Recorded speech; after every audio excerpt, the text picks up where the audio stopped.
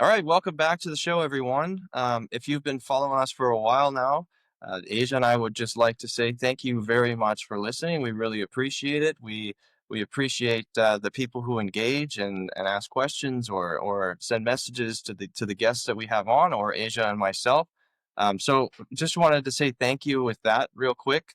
Um, we're going through summertime here. We're up in Vancouver, so we just had Canada Day, which is our national holiday. So everybody was sort of off of work the last couple of days and probably spending some time with their family or their families. We actually went and did some fun stuff with our kids and their friends, and Asia and I went out for dinner last night, which was actually Canada Day. So we've been having some fun. Our friends to the south got their day coming up. Actually, by the time this gets released, they'll have gone through it. So I hope that you've had some time off of work and got to relax, maybe go on a little vacation, spend some time with your family. So if I'm sure if you have kids, you're getting out of school now, and things might be getting a little more busy for you. So the sun is shining though where we are, so it's all good. We have a new guest this week. It's a topic that Asia and I really enjoy talking about, which is the business world. And our guest today is focused sort of in the consulting area of the business world with executive coaching, talking about leadership, communication skills, feedback, all these sorts of topics. So Asia and I are very passionate about that. So we're really excited today. So welcome, Ron. Thanks for coming on the show, and I hope you're doing well. Folks, thank you for having me. I really do appreciate it. I am glad to be here. And yeah, I always welcome the chance to talk about kind of what we were discussing even before the show, just about anything, because anything leads everywhere and everywhere leads to anything. Yeah, I think too, like you can talk to somebody about one dynamic of what they do, but you don't really get to understand somebody until you have an in-depth conversation about numerous things to get an idea of the things that they're passionate about outside of maybe leadership, executive coaching. I'm sure you have many more passions in life than just those things. So I think to get a good understanding of where someone's coming from and their perspective and you really have to have sort of a rounded conversations about a number of things in order to really understand them. So I do think that that's important. It's one of the reasons why on our show we like to, as I was saying to you, we like to have sort of just a natural conversation where a bunch of things could come up and talk about bunch of different areas of life or interests that people have. So I think that's really important, as you said there. So, Ron, you're out in New Jersey, and I think it was about 25 years ago, you started your own business in the consulting world, RLB Training and Development. So, why don't we start Yeah. just, if you could give us sort of a high level overview of what it is that you guys do with your company, and maybe share a little bit about where the idea came from to start your own company and why you may have been passionate about that at the beginning. RLB training and development it's just me. I am all by my little self. And it's funny because I got into training and development 32 years ago and realized very, very quickly, wow, this is my calling. This is fun. This is something about which I'm incredibly passionate. And one thing led to the next. I was in sales training to begin, and again, I was reading about this yesterday. My two people with whom I worked, my boss and my boss's boss, must have seen something in me that I didn't see. They said, "Would you be interested in getting into more leadership development and things along those lines?" One thing led to the next, and I made a number of stops along the way. I was working for a pharmaceutical company. March 6, 2003 will be forever burned into my memory because I walked into work, we were reorganizing, and the senior leaders had told everybody there are going to be layoffs for the first time in the history of this company. And again, very long story short, I got laid off that day. came home. I was talking to my wife, and I was like, you know what? I'm tired of this. I'm tired of the politics. I'm tired of the I don't want to say the pressure because that's not what I mean. Just the politics and just everything that goes along with that. A couple of people had mentioned to me over the years, you have so many different certifications and you have such a broad background. You should go into business for yourself. And I was like, maybe there's a little something to that. And from that sprung the idea of RLB training and development. And one thing leading to the next, people have always said to me, "Where does the RLB come from?" And that's Ron, Lori, and Boo, who was our dog at the time. And and again, just fun stuff. Except tying everything together, because it's not about just work for me. It's about everything, and everything ties together. And I started the business about 21, 22 years ago, whatever it is. I don't pay careful attention to that anymore. It's been a long time, and it's been so much fun because you were talking about passions, Aaron. And one of the biggest passions I have, just overall overarching in my entire life, is to make a difference. And I love that. I just absolutely love the fact that I have made a difference in people's lives. And I know that because people have told me, people have stayed in touch with me, and that is so significant for me because, again, it's just a big part of who I am. Hmm. Yeah, you get the fulfillment aspect of it, which obviously is very important for anyone to keep doing what it is they're doing. So, Yeah. so when you started it, um, what sorts of uh, services did you guys offer to people? It was focusing around essentially leadership, management development. There was some coaching involved, not a whole lot in the beginning, and that has evolved since then. And what's been really fun and just really fulfilling for me over the past maybe 2.5 years, I have gotten very interested in culture development for organizations. And that's been a lot of fun. That's been a focus. And yeah, it's something that, again, makes a difference for everybody. Yeah, so Asia has her own business, and so a lot of these things you're going to talk to about today are very applicable to her. Uh, they're applicable to me in a different way because I used to coach a university golf team locally here. Okay. So the culture piece is really it's a really hard problem to solve well. And I mean, in the context that I'm talking about, I'm dealing with 18 to 22, 23-year olds, which is a different, problem than say 30-year-olds to 60-year-olds in an office or whatever it is a business might be doing.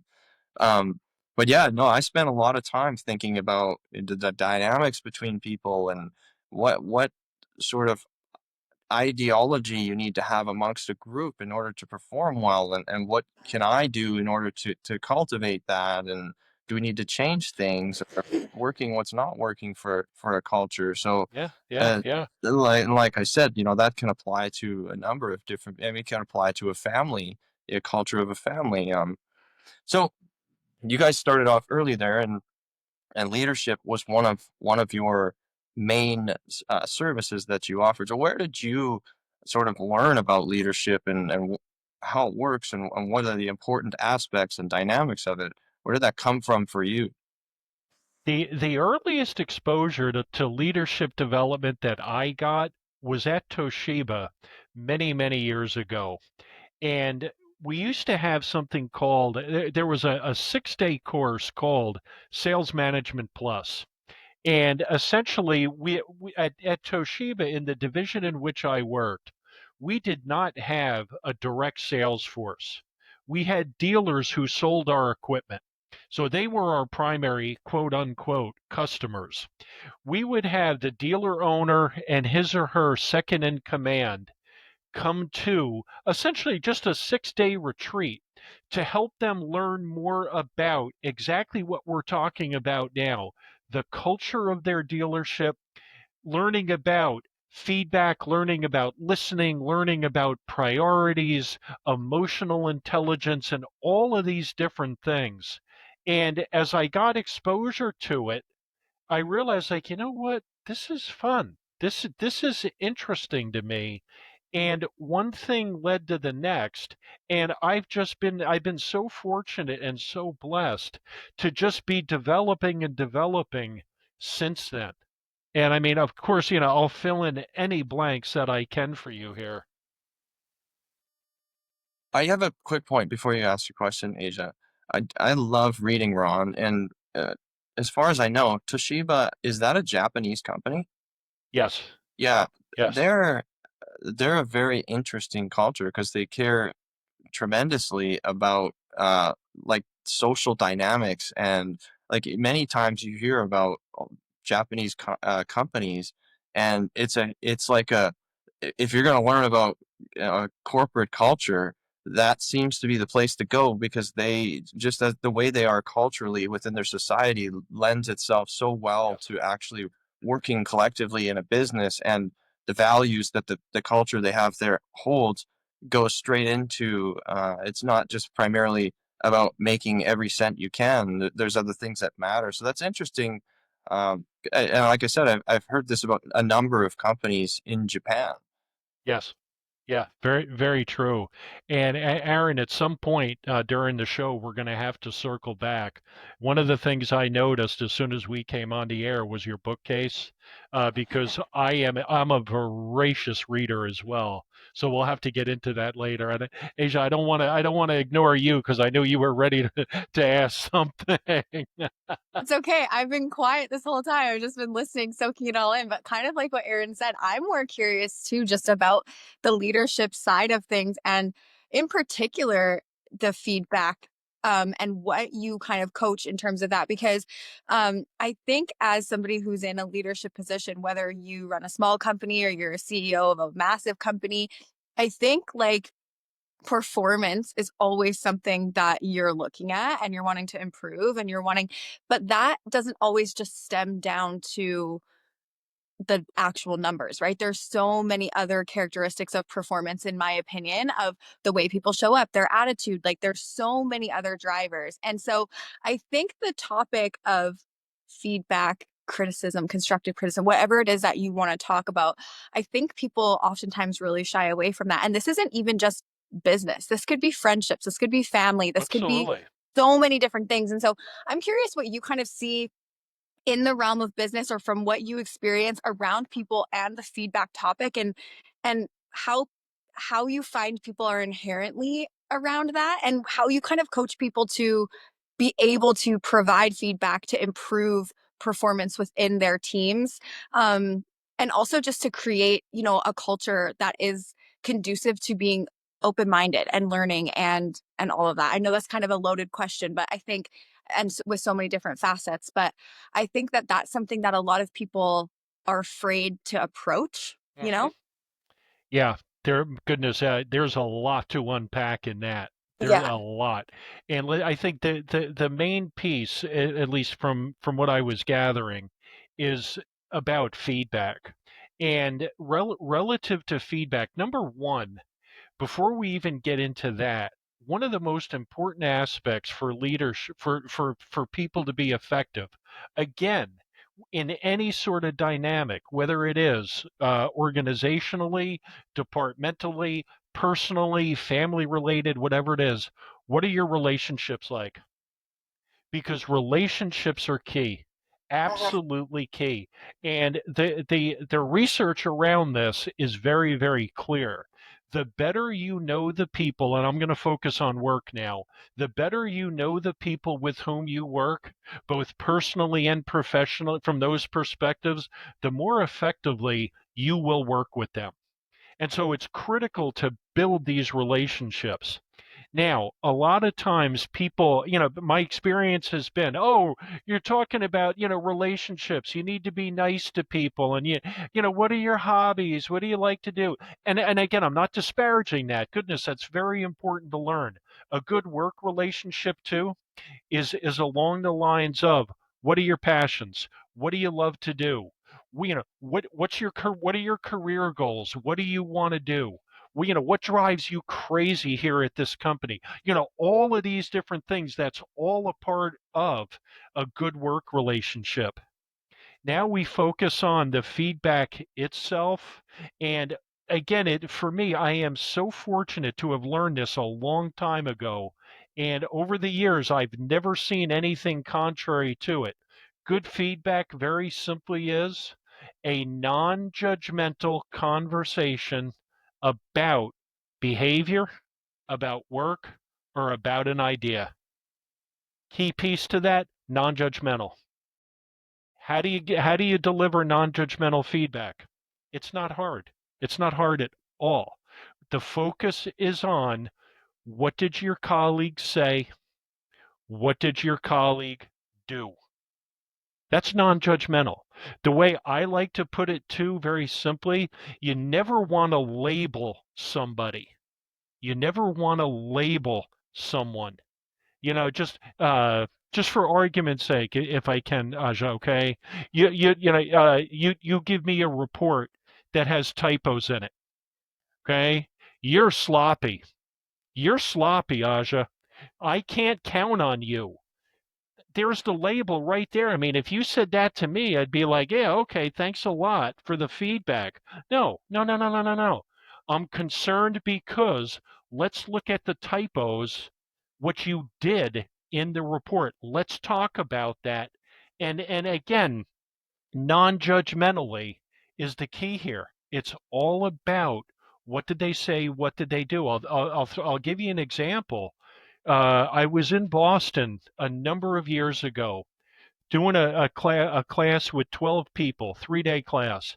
Day one, everything went fine. We had no issues. On the morning of day two, there was a guy named Andy who, on 3 different occasions that morning, he cursed when he answered a question. None of the 3 words, in my opinion, were so awful that it required a public setting of expectations.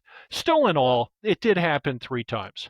Lunchtime rolls around. It's like, okay, guys, could you please be back at 1:30, whatever it was.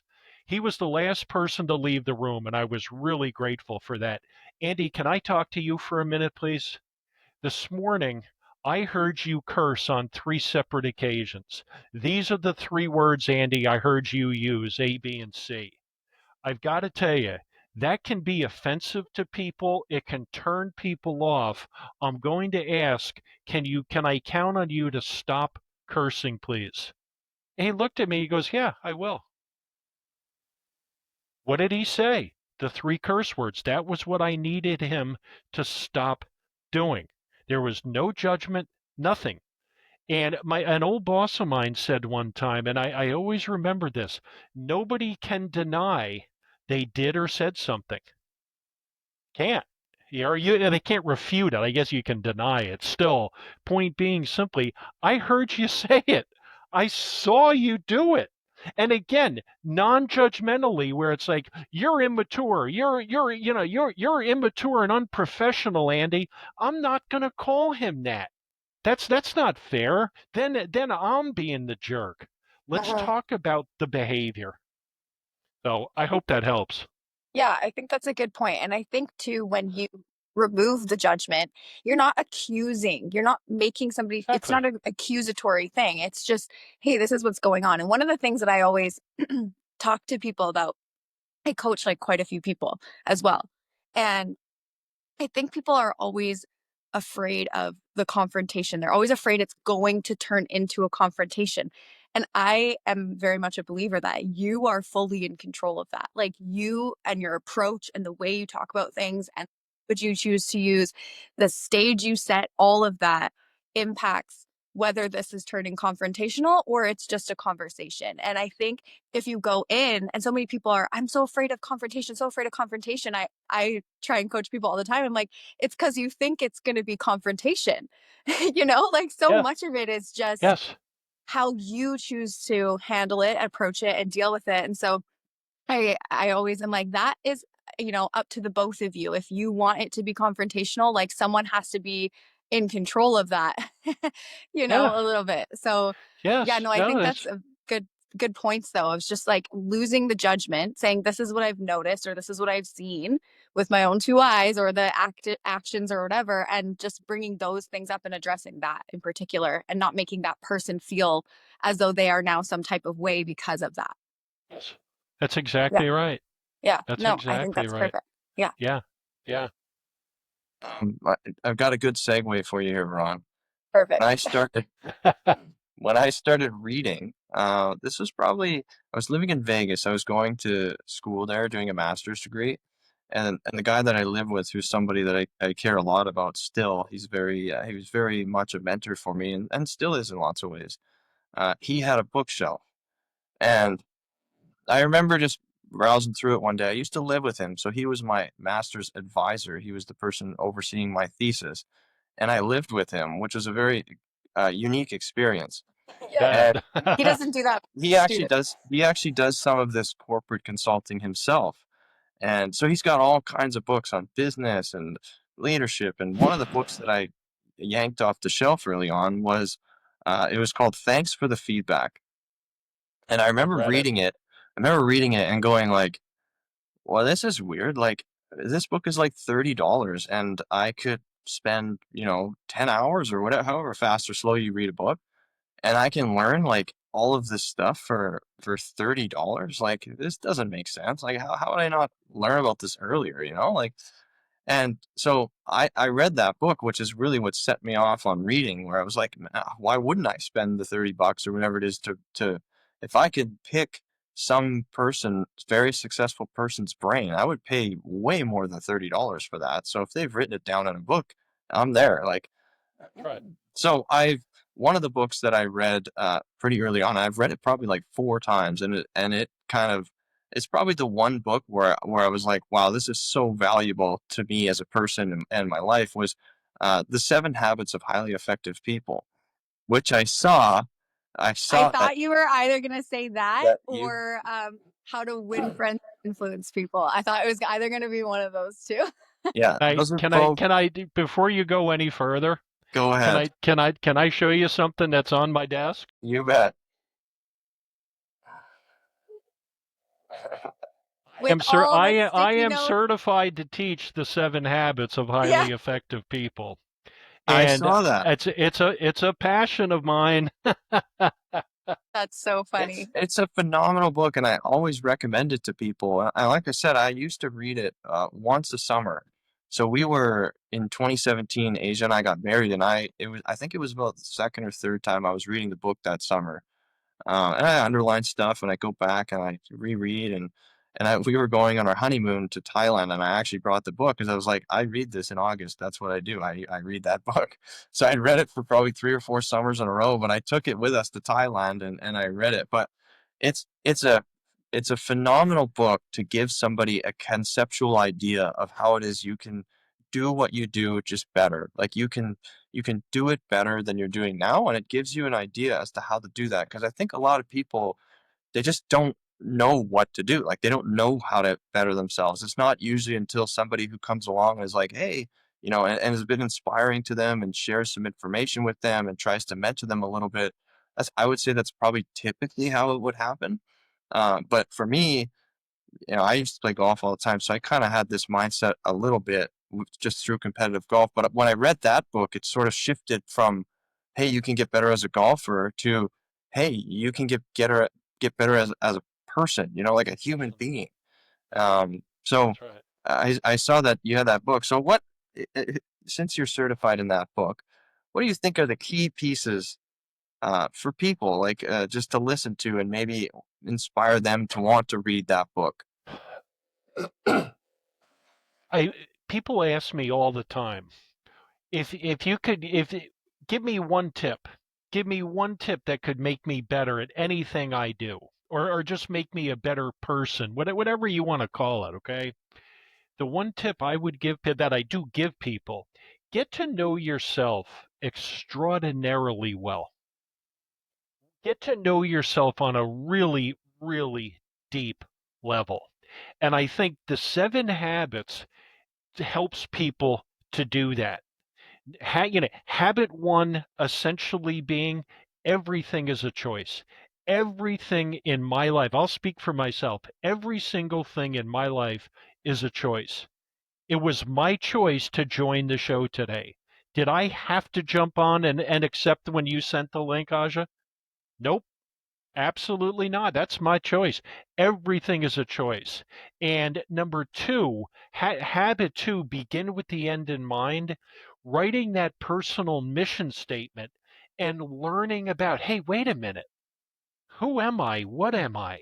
And that's what habit two does, to talk about, hey, who are the people that have influenced you over their life? What are the key traits they've had? What are some of your key relationships? What are you all about? What do you want to accomplish? And then habit three, put first things first, is all about using your time most effectively so that I know who I am now. Habit one. Okay, fine. I'm sorry, no. Habit one, everything is a choice. Habit two, I know who I am now. Habit three, how am I going to choose to spend my time so that I can be a well rounded individual, both personally and professionally? And then the second set of habits, 4 through 6, are all about working together. 1 through 3, get to know yourself. That's you become independent. And then once we become independent, 4 through 6, think win win, the attitude of abundance. There's plenty out there for everybody. Habit 5, seek first to understand, then to be understood. Let me learn how to listen. I want to listen to you first so I can understand you first. Then I'll respond. And then habit 6, synergizing. How can we come up with a bunch of different ideas here to solve any problem that we're facing? Habit 7, the habit of renewal. Got to take good care of myself because I'm no good to anybody if I don't. Fabulous book. Absolutely. It's fantastic, and I remember, um, I think the biggest impact that book had on me was the second habit, begin with the end in mind, because they tell the little story or whatever it is about, going to your funeral. If you were to imagine Yes. yourself, Yes. sitting at your own funeral and you were listening to these people come up and speak about you, what would you want them to say? Like, would you want them to say, Aaron was a hermit crab and he sat in his house all day and really didn't participate in anyone else's life? And well, of course you wouldn't want that. You'd want people to come up there and say, Aaron was a fantastic person. He, maybe was well spoken and treated people with dignity and respect and always tried to lend a hand. He was always there for people who needed help. Maybe he, donated money to people who needed it or what. And it got me thinking, like, what I want, like, what would I actually want people to say? And then from there, what it did, it was like, hey, if that is, hopefully it's 70 years from now, I have 70 years to try and implement that. That's So right. so what is it that I would like people to say? Or another way to put it is, who do I want to be when I actually leave this place? And in that time frame, what do I actually need to do to become that person? And it That's really right. shifted, like I said, it really changed the way that I thought about myself and what it is that I want to become over that time. Mhm. I'm somebody who thinks very far down the road to begin with. I value time in the future, and um, so for me, it wasn't like a hard stretch to get my mind to go down the road to a funeral, because I think sort of generally that way anyways. Like, I'm constantly thinking about what is it I want in the future, or who do I want to become. And I just remember that section of the book for sure had the largest impact on me, where I thought about it that way, and I was like, whoa. So I, I I tell everybody who asks me, if I were to read one book, what would I read? And I always tell them, you should read this book, Stephen Covey, 7 Habits of Highly Effective People. And there's no way it doesn't change your life in some way. There's zero chance, you know? So phenomenal. I think too, Phenomenal. even Ron, with your advice of like getting to know yourself, the concept is so simple, but I don't think it's actually that easy because I think Uh, growing up, like we've been conditioned that like you should be this way and you should follow this path and you should do that. And I see so many people who end up with these lives that they feel like they had no say in and no creation in, and they get there and they're like, but everyone told me this is where I was supposed to be or how I was supposed to do things. And so I think like it's so much deeper than just what do you do? Who are you? Like it's getting to know yourself. Like what are you actually passionate? I think so many people end up in careers, lifestyles that they are like, how did I get to this place? And because I think part of that is they've never had a full understanding of who they really are at the core and like their passions, their purpose, what are they here for? Like what do they desire most out of life?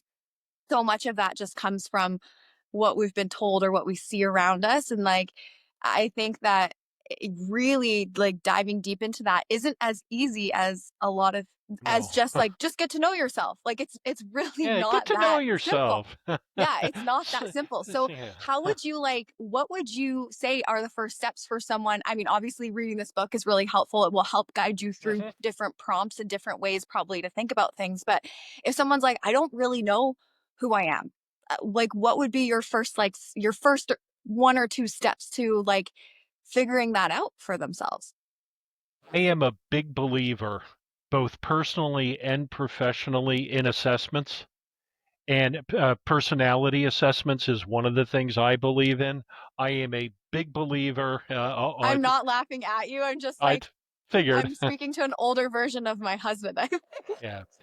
The disc instrument is my most favorite. That's what The I disc. like to use. Yeah. Okay. And for me, it is so accurate. It is so useful for people to learn about, hey, wait a minute, am I more task oriented? Am I more people oriented? And there's no right or wrong, good or bad with this. Am I faster or slower? And once you get to start to learn about yourself, the strengths and the limitations within each one of the particular styles, that's a great start. I will do some self-embedded marketing, and I don't mean to come across this way. For me, though, Please what do. I like to do, I have a file which I think there's like 15 or 16 it's just thought-provoking questions that I have people fill out. And again, it takes hours to do this. This is no Huh. kidding around stuff where it's like, here, I'll give it to you today and let's go over it tomorrow. It's like, no, take your time with this. Think these things through because it's all about who are you? What are you? What are you looking for in your life? Where are you now? Where do you want to be? And all these different things. And just as an example, my wife's cousin Jen was a athletic trainer for a very large Division II college. I think they could have gone D1, whatever, it doesn't matter. Point is, she was second in command of all of their training and medical stuff and things like that. She had the opportunity to get promoted. She was talking to Lori about it, and Jen is out in California.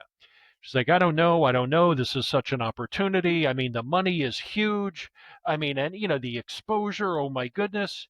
Except the commitment, the time commitment is huge. I would be traveling a lot. And, she has 2 boys. What about the boys? And what about Wayne, her husband? And, of course, Lori said to her, oh, Ron will talk to you about it. I was like, fine. And I was glad to do it. And I said to her, I was like, Jen, before I talk to you, I want you to answer these questions. And so she did. We got on the phone, and I'll never forget. She was just like, "Oh my, oh my, you just had me thinking about this so deeply that what is important to me." And and again, that's the key stuff. And Aja, it's exactly like you said. At least for me, this is serious stuff, and this is not boom. Oh, gee, now I know myself. No, It's a never-ending thing as well. Like it doesn't. that's exactly right. So I've used the one Ray Dalio. I'm sure you know Ray. Ray Dalio's come up with one. I think he used to use the DISC one, personality assessments, but he's come up with his own one. You can just go on the line online and go to I think it's like principles or something.com, and he's got a whole app and I do it. I do the same thing. I do probably once a year. I'll retake the thing. I'll read through the results. Maybe I'll go to ones that I've done in the past and see how it's changed a little bit based on how I've answered the questions. But huge, it is like you're saying. It's not. This is not like a Saturday morning with a coffee for 30 minutes. This is like this takes you like a long time just to think about like how do I even answer this question? Like what matters to me here? And then it spits you something else at the end. And like you said with your sister-in-law, you're like, whoa, what am I doing here? Like how this isn't the decision I'm about to or I potentially could have made there is not aligned with anything that just came out from this assessment of my personality. And then I think it's interesting that you go, how did I possibly make that decision then? Which goes back to what Asia was just saying about people end up in careers where they just, you know, pass through and pass through and pass through. And if you sit there and think, what is my goal here 70 years from now? Beginning with the end in mind, you can start to see how you can make decisions based on what actually matters to you and end up in a life that you care about. You might make less money or you might have less of this or that or whatever, or you might have more. Who knows? But lots of people make decisions, especially in careers based on what they've sort of been told, or I'm going to make an extra $5,000 a year, you know, and Yeah. and you do that for Well, 30 years and you probably don't end up where you would have liked to, like in your dreams of an ideal career or so it's all very linked together and understanding yourself and then designing sort of the life that you want based on who you are. yes. Everything is linked together. There's just no getting around it. And one of the key things for me, and I always say to people, is that this is for you. And and again, very often I say it often, often, often to my clients, to any classes that I'm doing. I speak for myself. I will not sit there. You should do this. You shouldn't be so focused on your career. Now, do whatever you want. That's again. Go back to habit one from Covey. Everything's a choice. Everything's a choice, except every choice has consequences. And you need to understand that. And I think that's where people go wrong is that they might see something shiny in the one choice and that's all they really factor in. And then they get into that choice and they're like, well, I didn't think this was going to cost me spending time with my kids, like an extra Right. 10 hours a Eh, week, or I didn't think this was going to exactly. strain Exactly. my relationships that I have around, or like I just That's thought right. I was going to get paid a little bit more and, you know, Yeah. be at a more Nothing prestigious would change. business or like and that's really the key I think to it all is that you can make what I agree. You can decide whatever it is that you want to do. Like you can decide make any decision, but you have to understand and compare if you have two decisions. You have to understand on each side what are the pros and the cons of each one, and then you got to compare them to the other side. And it can get very complicated and overwhelming if you got four different choices going on and you're trying to pro and con list, four different choices and compare which one's the best. But I think the easiest part of it all, Ron, is that you can very quickly get rid of choices. You start That's to right. list some cons that okay, I just can't tolerate that one. 10 hours extra a week away from my kids who are 6 and 8, like that one's a no go for me, gone out the window. That's right. So you can limit. That's exactly right. Because And I you mean, we came back from 2 weeks in Italy over Memorial Day weekend. We had a really really good time, a lot of fun, and just everything else. And I guess about 2 weeks ago, whatever it was, it doesn't matter. Recently, my wife got an email, ironically, from Jen that I was talking about earlier, and just saying, hey, we're having a really big family reunion out in California in the middle of July. You guys are invited. And again, it comes down to, well, we just came back from a big trip to Italy. What should we do? And, Lori and I are talking about it. And I just said to her, I was like, Lori, when do you think you might see these people again? Mhm. Just because we just came, not just came back, still, we went on a long trip recently overseas. Fine, except how important is your family to you? When are you going to see Sally again? She's in her 80s. And what about, and again, I'm not trying to say that Lori didn't want to go. I wasn't trying to talk her into it. My point simply is this is what's important Yeah. to us. Mhm. So we're going. Yeah. Yeah. But at the moment, when you just got off planes and you're tired and you're like, Right. That's exactly right. Also, too, just you're almost trying to be like logical, like, oh, we just did this. Like, so do we need to do this next trip? And you're always kind of trying to rationalize one way or the other. But I think truly, yeah, when you go, okay, well, what are your actual values in this decision, though? When you take out and for obviously for some people it could be finances or whatever, and that's a little different. If you're like, we can't afford to go, then it's like, okay, that's one Yes. thing. But if you're like, these are my values, this is what is important to me, why am I trying to hum and haw about this decision? Like, it should be a simple decision. Right. Yeah. That's exactly right. Yeah, no, it's one so true. one of the things that you guys talk about, Ron, or you as a solo man with consult or with clients and stuff that you have is emotional intelligence. Mm. What give us maybe your thoughts on what emotional intelligence is and what makes it such an important thing?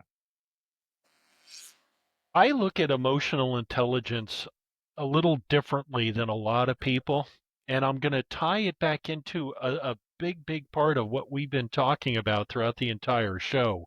Get to know yourself extremely well is a huge part of emotional intelligence. Who are you? What are your values? What are you all about? And and again, I do this mostly from a work perspective, although it's applicable in your personal life too. What are your strengths? What are your limitations? And you need to be able to articulate this comfortably, easily to your colleagues, to your family, to your friends, to whatever it might be. Learning about yourself, knowing full well, hey, and again, see here, I'll speak for myself. I know darn well I make mistakes. I'm not perfect. Big part of emotional intelligence, when I'm wrong, I will apologize very quickly. My fault. I'm sorry. I was wrong. I shouldn't have said that. Or I made a mistake there. Here's how I will correct it. Being open minded, being empathetic. And again, going back actually to Covey's Habit 5 is a huge part, for me at least, of emotional intelligence. Seek first to understand what's going on here. What are your concerns about the show? What made you think it didn't go well, Aaron? Again, just those sorts of things. Instead of, no, that show went fine. No, no, no, Aaron, there was nothing wrong with that at all. I did a great job. And it says, well, what are your concerns? So now I understand you, and then I can frame my response instead of, and go back, Asia, to what you were talking about with the feedback. If I don't try to understand you first, it could very well turn into a confrontation. Mhm. And I mean, it's all of these things tie into emotional intelligence. Yeah, I also too, one of the things that I think with emotional intelligence is, and again, I don't teach on this. This is just like my own, even just through my own experience, but also understanding your triggers, like what fires Exactly you right. up Exactly inside right. like crazy, that makes that Yes. like rage or that frustration come out, and really knowing when certain situations will do that. And then almost slowly, like, well, learning tactics, learning your own strategies to be able to articulate yourself well when those situations come about. And I think too, the ability to be able to apologize when you didn't act the way you should have or didn't Mhm. say things the way you should have. I think that is a huge strength for people when they can admit that they were wrong. And I also think it builds a ton of trust. So I think when you are aware of those things and you can admit that you didn't have the answer there, or you acted incorrectly there, or whatever, I think it builds a ton of trust with people, and they begin to see like we're all human too, we're not perfect. And I think that's a really valuable skill that a lot of people are afraid to admit that mistakes happen or that they are the ones that make them. And I Yeah, actually think yeah.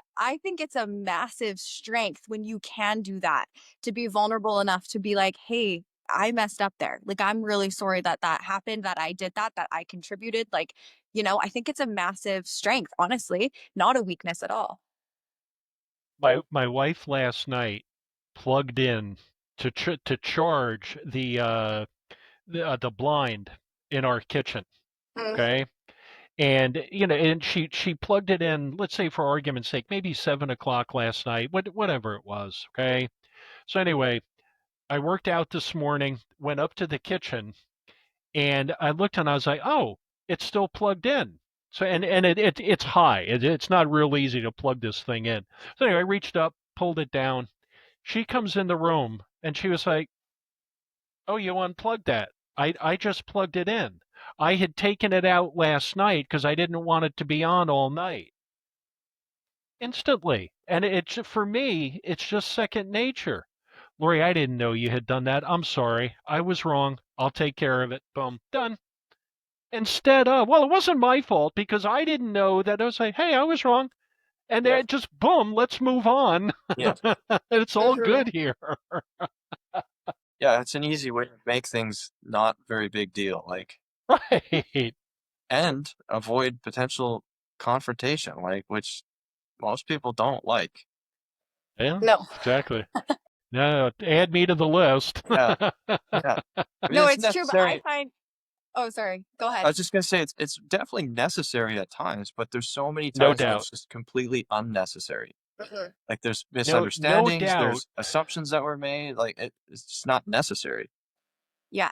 And I just find too, like the honesty that can come from conversations when you are willing to be that vulnerable person, like you get deeper to the core of what's actually going on instead of just saying, you know, well, was it my fault? Don't look at me for doing this or whatever. I had no Right. idea. Like That's that's right. so surface level. You don't get to the core of things. And that's obviously a small example, but in business or life, I feel like it happens all of the time where Absolutely.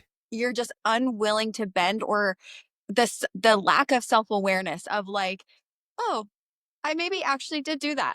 Okay, I can own that. And it's not a like I'm trying to get out of this, so I'll just take the blame and I'll apologize or whatever. It's not that either. It's just when you can really have that self-awareness of like, you're right, I did say those things. I did come off this way. I think it just, yeah, you actually get to the deeper root of what is going on, and you can actually solve problems from that space when there's no big walls or tension up. That's right. And Mhm. and it's a big part of this too is being open-minded enough to realize, okay, this is not going well.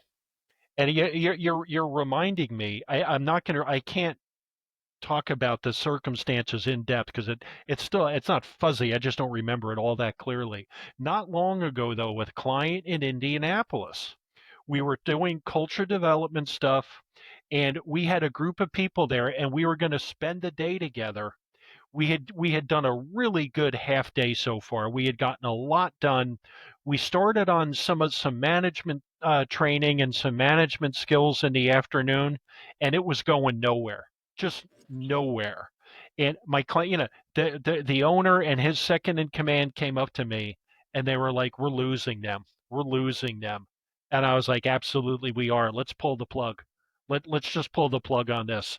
We've had a good day. There's no reason to keep them here. Let's just pull the plug instead of no, no, no, no, no. It's going fine. This is my program, and just as I no, you guys. And again, it go with Covey's stuff.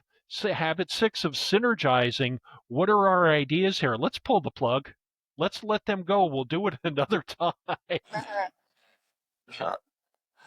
Yeah. Yeah, I think that's good, and not you're not going in with your own agenda. Like, it has to go this way in order for everything to be perfect. It's like, no, this isn't vibing. We're not meshing right now. The energy's off.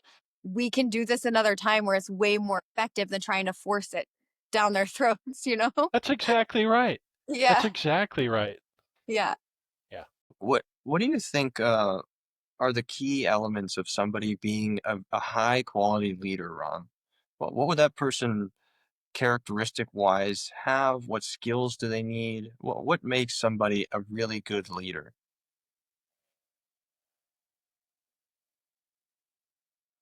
You know, there are so many different things, and for whatever reason, what's popping into my head right away, I'm gonna go back to what Aja when Aja brought up the question way back when about feedback and just talking about, hey, people don't want to have confrontations and all these other things. One of the key elements to me of being a good leader is creating a psychologically safe environment. And how does that happen? You need to include people in all kinds of different things. From a uh, coffee clutch perspective, include people. It, Aaron, we're going to get coffee. You want to walk with us? We're going to lunch today. How about you guys join us? Fine. That's part of it. Equally as important though, hey, we're having a meeting. You two guys are fairly new to the organization. Even though you probably don't know the subject matter that well, please join us. Come sit with us, listen. Here you can learn about what we're all about, how we make decisions here. Fine. The second piece of psychological safety is allowing people to learn and ask all kinds of questions. Said, I'm sorry, Aaron, I need to ask you this again. I know you showed me this yesterday. I'm still a little unclear about it. Again, whatever it might be, allowing people to really learn without feeling like I'm a dope or he's going to hate me. He's going to think I'm stupid. She's going to go upstairs with this and say the new guy's not making it. Whatever it might be, that needs to be in place. Once that's in place, the third level is contribute. Now you need to let me contribute. And what simply, I know what I'm doing now. Let me do my thing. I don't need you to oversee me. I don't need you to micromanage me. Let me contribute. And then fourth is challenge. And when I'm comfortable enough, that's when I will challenge the process. That's when and appropriately challenge. I'm not sure we should go in this direction. I'm not sure this is a good idea.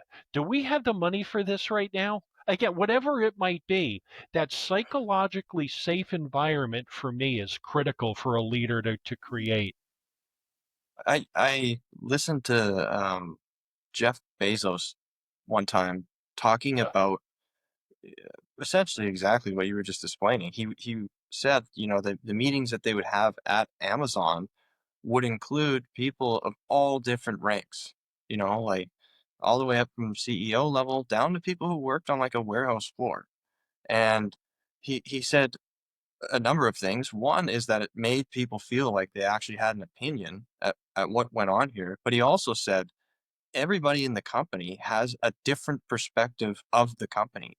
And he said it makes no sense to go and ask a CFO about something within the warehouse or when they don't ever step foot in the warehouse. Like they don't, the best guy to ask how to optimize, movement of products throughout the warehouse and how we could do it better and more effectively is the people in the warehouse, right? Like they have a really good understanding. So I thought that was interesting, 'cause I think that's really the first time that I had heard someone explain it like that, where he kinda gathered a bunch of these people who on paper you'd be like, well, that person's gonna talk, that person's gonna talk, and these other 10 are not gonna say a word. And he would let everybody go around and give sort of their opinion on things, like everybody share. And then once we have enough information from everybody, now we can sit there and discuss what's the best option for us to pursue here. But they all have different perspectives. And I think to like for us, for Asia and I, we have a family, and you can we have 2 adults and 2 younger kids, but I take that idea and I go, "Okay, at some point with our family, that would be a positive thing to do." Make people feel like they have an opinion in our family, and what they want or care about is actually considered when we make decisions as a family. And so I kind of take it to that dynamic and apply it there for myself. Absolutely. Yeah, I What think that's a I got Go no, ahead, go ahead. Asia. You're good. You're good. I I was was just just gonna gonna say, ask I him think another that's a question. valid I was just gonna say, I think that's a valid point.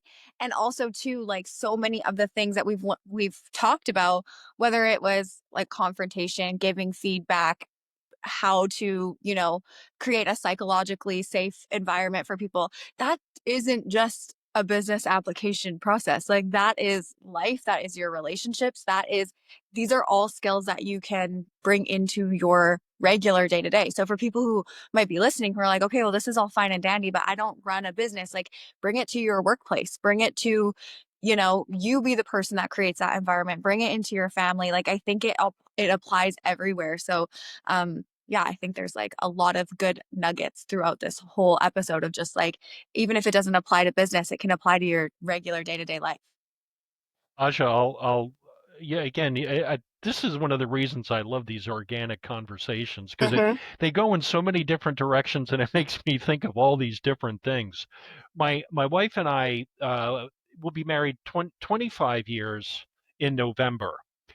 At our fifth wedding anniversary, we went out to dinner, and I had not planned to ask her this. It just popped into my head when we were eating, and I was like, Larry, what's the best part of being married? She thought about it and she was like, "Well, you love me, you're there for me, you support me," however she answered. And like I said, I had not given this an iota of thought. And she asked the question back, "How about for you?" So I thought about it and I was like, I think it's because I can be myself with you. I don't have to be careful about what I say. I'm not walking on eggshells, and it's not like, oh, well, she may not like this or, whatever it might be. When I can be myself, that's when I'm going to be at my best. Yeah, I totally agree with that. Yeah. Totally. The not walking on eggshells piece, I think, is huge Yeah, within a relationship, you know, a partnership, because it allows you to, okay, even for those hard conversations, it goes, okay, well, I'm about to say something that, might not, you might not like, or it might cause some sort of emotions within you. But I think that's how you get to the root of the problems, is when you have that open communication, you can actually share those things, and you have that. And part of that too is that psychologically safe space, like you said, right? Of like, I can come in, I can challenge this a little bit, I can share what I'm really thinking and feeling. And it might not go the way you want to initially. Like sometimes, even I know I'm going to speak for Erin and myself, like sometimes it's like the emotions come first, and then the like, okay, let's bring this down a couple notches. And now we can actually, like, it's not always this just like, oh, okay, yes, now we're having this controlled conversation the entire time. Like, that's not always the that's case. right. But that because you can be in that safe space with those people, you can have those emotions and also then bring it down a bit and be like, okay, we've let those through. Let's now go to like what's really going on and how do we address this? How do we work through it and all of that? And that's being emotionally intelligent.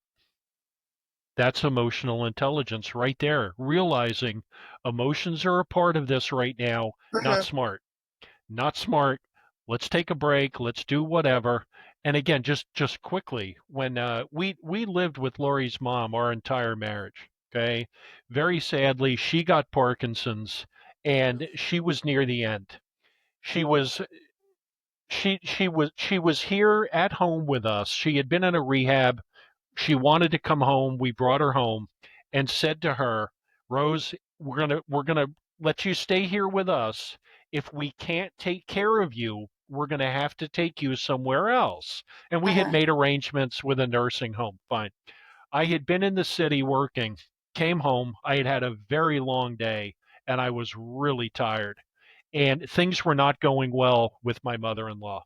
Lori and I were talking about it over dinner, and Lori snarled at me. And that's not like her at all. I know what you want. I know what you want. You just want to stick her in the nursing home and be done with this. And I love my mother in law. I was like, okay, clearly you're emotional. I am too. I love her. I've had a very, very long day. How about if we do this, Lori? I'm going back to the city tomorrow. You know I always get there early. I'll call you before my class starts. Let's talk about it then, and let's table it for tonight because this is going nowhere. Yeah. Okay, that's fine. The next day I get to the city. I called her. How did you sleep? Not well. I tossed and turned. So did I. And I said to her, I was like, Lori, I'm thinking about this and I think I'm changing my mind. Maybe we don't need to put her in the nursing home. Maybe we can keep her at home. She says to me, I can't believe you're saying this because I'm changing my mind. I think we need to put her in the nursing home. But I that's what was like, happens though all when you right can then. that's what Uh, happens when you can give yourself a moment to like separate the That's emotion right. for a That's sec, right? And go exactly like, right. what's the Yes, facts here? What's the best? right. That's right.